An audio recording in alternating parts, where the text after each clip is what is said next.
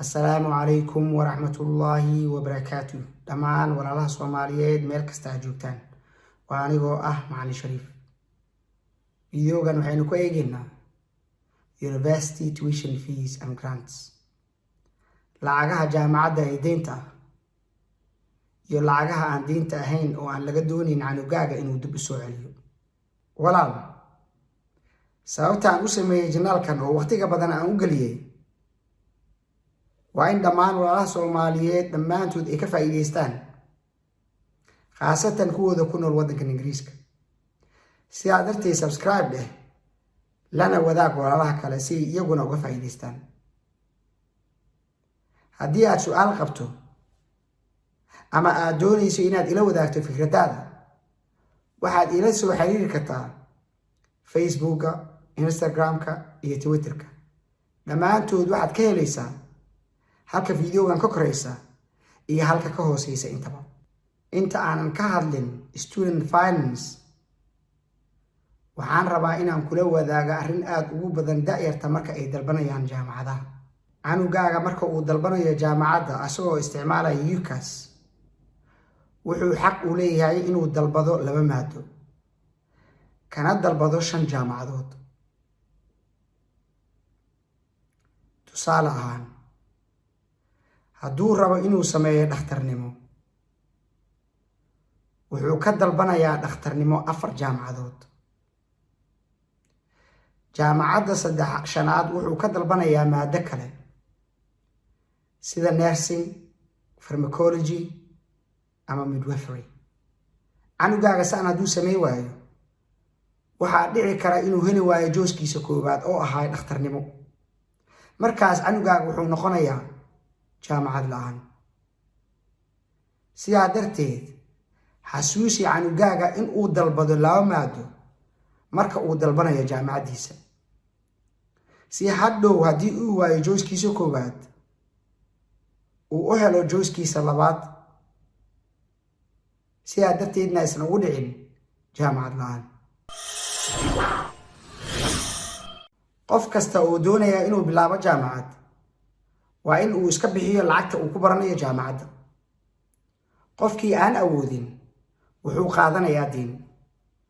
Deyntan waxaa laga qaataa Student Finance UK oo ah kambani ay leedahay dowladda waddanka Ingiriiska. Kambanigan wuxuu mas'uul ka yahay inuu ardayda siiyo deyn, deyntaasna uu ka soo celiyo hadhow markay shaqaystaan. Kambanigan wuxuu bixiyaa tuition fee, maintenance loan iyo special support grant. Tuition fee waa lacagta canugaaga uu ku baranayo koorsadiisa jaamacadda. Lacagtan waa deyn oo canugaaga waxaa laga doonayaa inuu soo celiyo hadhow markuu u dhammeeyo jaamacadda uuna bilaabo shaqo. Maintenance loan waa lacag loogu talagalay canugaaga inuu ku noolaado, iskagana bixiyo cuntada, transportka iyo kirada guriga. Lacagtan waxay ku soo dhacaysaa bangiga canugaaga. Sidoo kale lacagtan waa deyn laga doonayo canugaaga inuu dib u soo celiyo hadhow marka uu dhammeeyo jaamacadda uuna shaqo bilaabo. Special support grant waa lacag la siiyo ardayda reerahoodu uu dakhliga yar soo galo, ama ceerta qaata, ama la nool halka waalid, ama kuwooda naafada ah. Lacagtan deyn maaha oo laga dooni maayo canugaaga inuu dib u soo celiyo. Waa taakuleen loogu talagalay ardayda danyarta ah. Cadadka lacagtan waa 3,800 oo pound. Cadadka saxda ah ee lacagta la siinayo canugaaga waxay ku xiran tahay dakhliga soo gala reerkiina. Sidee loo dalbadaa tuition fee, maintenance loan iyo special support grant? Markii uu application-ka furmo, canugaaga wuxuu galayaa website-ka Student Finance. Wuu is-registreynayaa. Waxaa la siinayaa reference number, password iyo secret answer. Sidoo kale, waalidka waxaa la siinayaa reference number oo iyaguna ay ku galaan website-ka. Markaas canugaaga wuxuu buuxinayaa application-kiisa. Waxaa laga doonayaa caddeemo sida baasaboorkiisa iyo household income oo ah dakhliga soo gala reerkiina. waxaa kaloo laga doonayaa national insuransiga waalidka.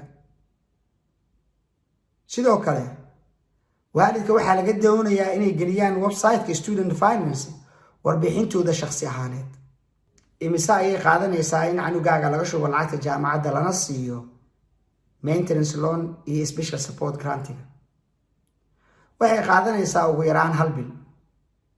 cunugaaga waxaa loo soo dirayaa student finance entitlement letter.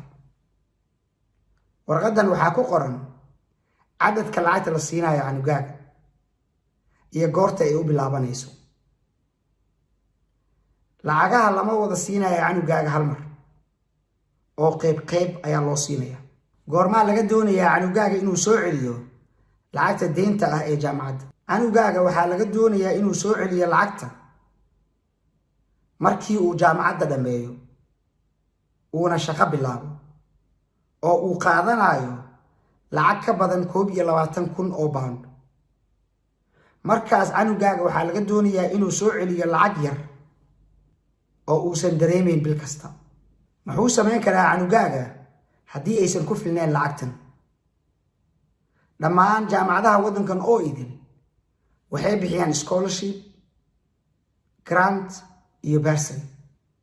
dhammaantood waa lacago uu canugaaga dalban karo marka uu bilaabo jaamacadda.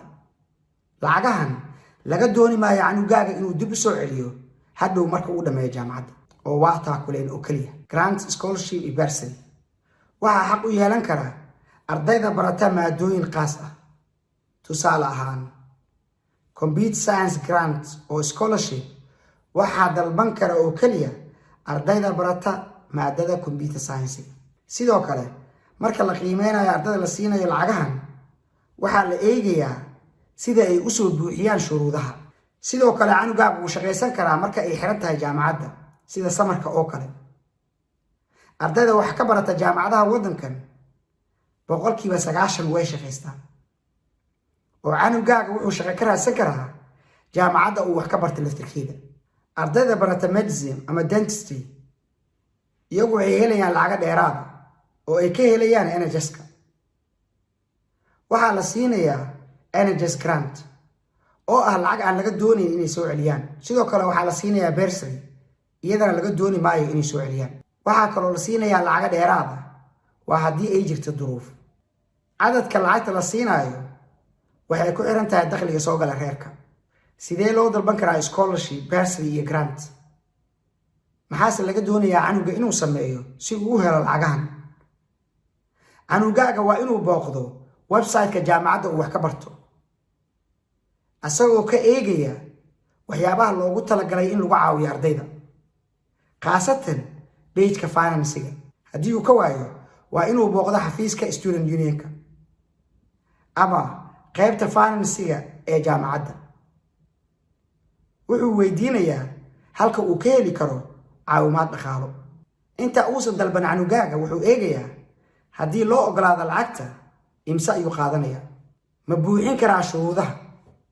shuruudaha waxay noqon karaan in canugaaga uu soo caddeeyo in reerkiisi dakhliga soo gala uu yar yahay ama uu naafo yahay iyo wixii la mid a. sidoo kale wuxuu eegayaa qaabkee loo dalbadaa grantiga. ma online ayaa laga buuxinayaa mase xafiis ayaa la tegayaa oo laga soo qaadanayaa applicationka? xafiiska xaguu ku yaalaa?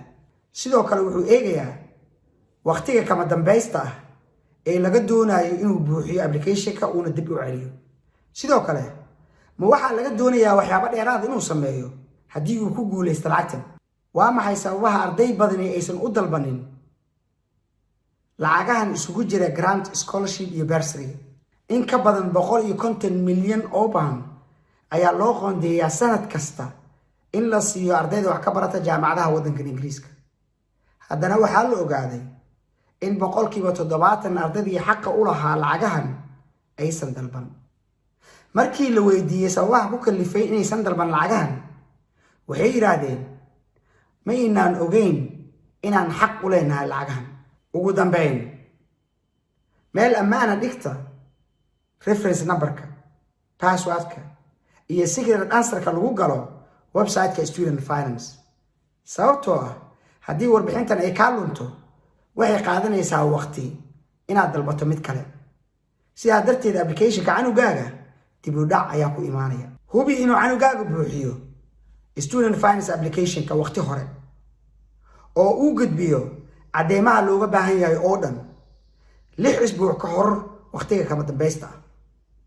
haddii uu saas sameyn waayo canugaaga lacag yar ayaa la siinaya, sababtoo ah canugaaga loo tixgelin maayo household income, dakhliga soo gala reerkiina, taas oo saameyn weyn ku leh lacagta uu xaq u yeelanayo canugaaga. sidoo kale canugaaga waxaa ka daahaya in laga shubo lacagta jaamacadda, taas oo sababi karta in canugaaga jaamacadda laga soo bariyo. ogow, jaamacaddu waxay u baahan tahay lacagteeda, haddii ay heli weysana canugaaga waa la soo burin karaa. fadlan subscribe saar channelkan, lana wadaag walaalaha kale si iyaguna uga faa'iidaystaan. waa mahadsantihiin. assalaamu calaykum waraxmatullaahi wabarakaatu.